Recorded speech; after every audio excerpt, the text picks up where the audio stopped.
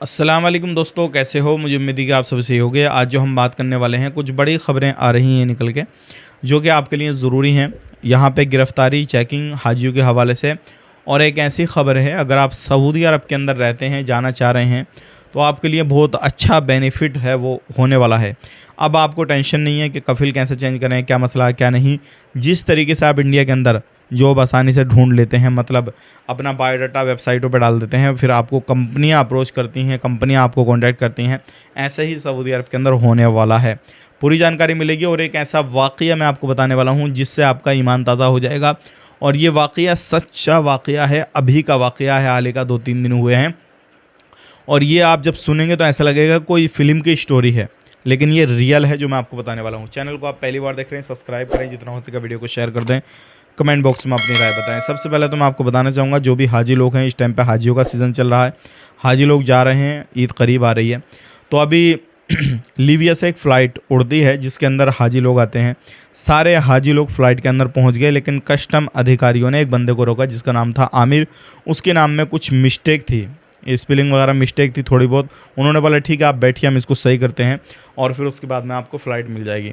लेकिन देरी इतनी हो चुकी थी कि पायलट ने फ़्लाइट को उड़ाने का बिल्कुल बंदोबस्त कर लिया था, यहाँ तक कि दरवाज़ा बंद कर लिया था फ़्लाइट का, और उड़ने के लिए तैयार थी। उसके बाद में सिक्योरिटी ने बतेरी कोशिश करी कि इस बंदे को हम बिठा दें वापस, लेकिन वहाँ पे कैप्टन जो भी होता उसने मना कर दिया कि अब हम नहीं खोलेंगे, हमें देरी हो रही है।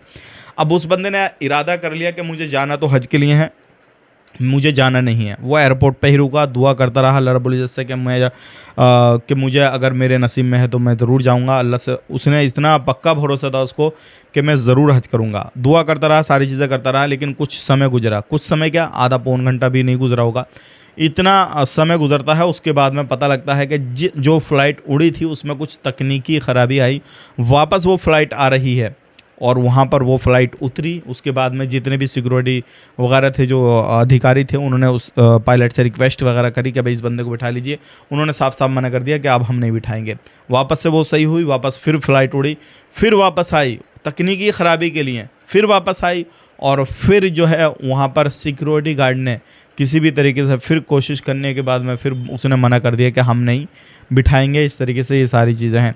लेकिन जैसे ही अब वापस से उड़ती है दूसरी बार, तो उसके बाद में जब वापस जाती है तो फिर यही माजरा होता है। फ़्लाइट में कुछ तकनीकी ख़राबी आती है, वापस आती है। अब सिक्योरिटी गार्ड उसको नहीं बोलते कि आप बिठाएं ना बिठाएं, लेकिन वो पायलट जो कप्तान था वो कहने लगा कि उस बंदे को बिठाइए जो बंदा रह गया हमारी फ़्लाइट का, तभी मैं इस फ़्लाइट को लेकर जाऊँगा। तो ये देखिए, जब खुदा किसी को बुलाता है, चाहे वो दुनिया में कितना भी उसको लोग रोकना चाहें, कुछ भी करना चाहें, टाइम आगे निकल जाए, कुछ भी हो जाए, लेकिन खुदा उसको कैसे अपने दरबार पर बुला देता है, और जिसको जो भरोसा होता है जिस भी चीज़ से, वो कैसे हो जाती है। तो ये चीज़ें होती हैं। अगर आप किसी भी तरीके से अक़ीदा रखते हैं किसी भी चीज़ को लेकर, तो निराश ना हो, उदास ना हो सकता है कि अल्लाह रब्बुल इज़्ज़त कुछ ना कुछ आपके लिए बेहतर करने वाला हो। तो आप इस चीज़ से समझ सकते हैं, और उसका फ़ोटो मैं शुरू में भी लगा दूंगा, आप देख सकते हैं। बाद में वहाँ पे सेल्फ़ी वगैरह ली गई, फ़ोटो वगैरह लिए गए। अब बात कर लेते हैं यहाँ पे जितने भी वर्कर सऊदी अरब के अंदर काम करते हैं उनके लिए बहुत अच्छी खबर है।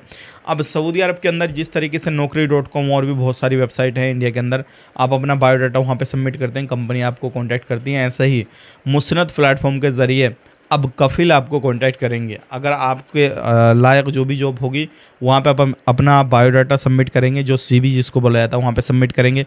उसके बाद जिस भी कफ़िल को ज़रूरत होगी वो आपसे कांटेक्ट करेंगे, और उसके बाद में वो आपको आगे का प्रोसेस बताएंगे, कैसे जॉब पा सकते हैं, क्या कर सकते हैं या नहीं, क्या नहीं कर सकते हैं। तो बहुत आसान हो गया, आप आसानी से अपने कफ़िल को, अपने जो भी जहाँ पे आपको कोई परेशान कर रहा हो उसको चेंज करना चाहें तो कर सकते हैं। वीडियो देखने के लिए बहुत बहुत शुक्रिया। चैनल को सब्सक्राइब कर लें।